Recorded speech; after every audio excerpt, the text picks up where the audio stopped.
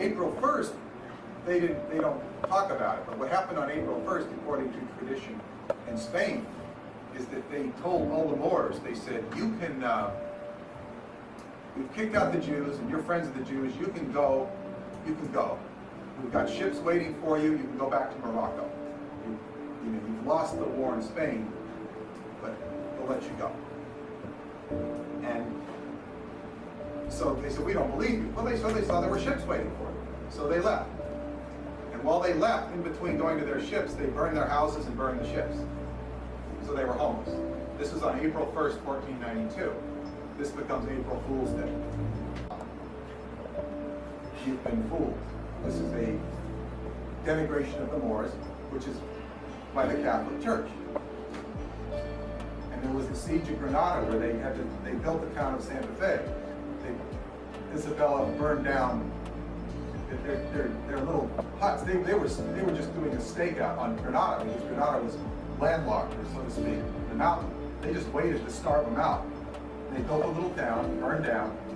So they built a new town made of stones and had a cross, and it was called Santa Fe. And there was the capitulation of Santa Fe where a treaty was signed.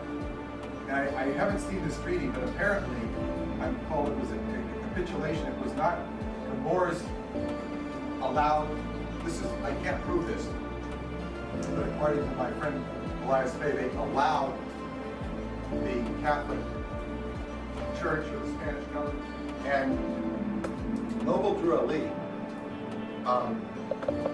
was sent on a mission back to America, where he was from, to teach the Moorish people their true heritage.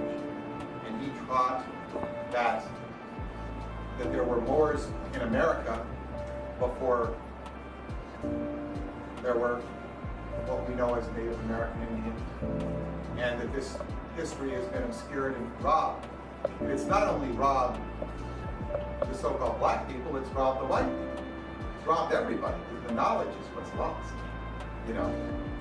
And it's almost, you have humanity enslaving its best, taking the best part of itself and cutting it off, If the roles were reversed, they might have done the same thing. You know what I'm saying? It's just like the human condition is such that let's choke off the knowledge. But anyway, that's what happened. And Noble Drew Ali lived in the 1900s and the 20s, and he became very popular. He was very charismatic, very gifted. And Elihu Pleasant Bay wrote this book, Noble Drew Ali.